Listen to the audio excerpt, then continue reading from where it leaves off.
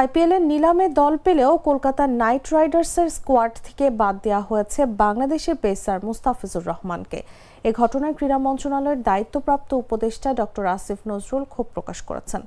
বাংলাদেশের বিশ্বকাপের খেলাগুলো ভারতের পরিবর্তে শ্রীলঙ্কায় আয়োজন করার অনুরোধ জানাতে বিসিবিকে নির্দেশনাও দিয়েছেন তিনি। পাশাপাশি বাংলাদেশে আইপিএলের খেলা সম্প্রচার বন্ধের পদক্ষেপ নিতে তথ্য উপদেষ্টাকে অনুরোধ জানিয়েছেন।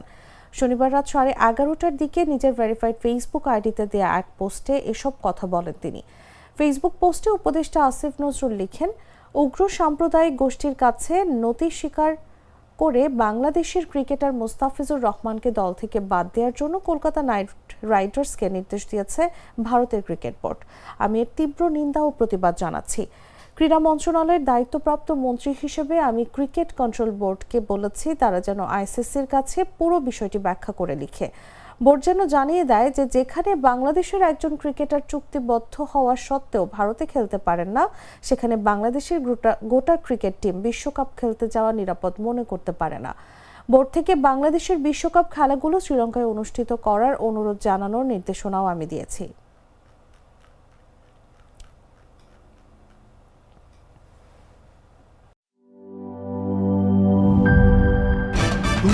ভয় পাস না, এটা কসমিক ডোর। শব্দের আরেক নাম কসমিক ডোর। এর ওয়াল থিকনেস ও রিপ থিকনেস বেশি থাকায় এটাকে 50 বছরেরও বেশি। কসমিক ডোর, নিশ্চিন্তে 50 বছর।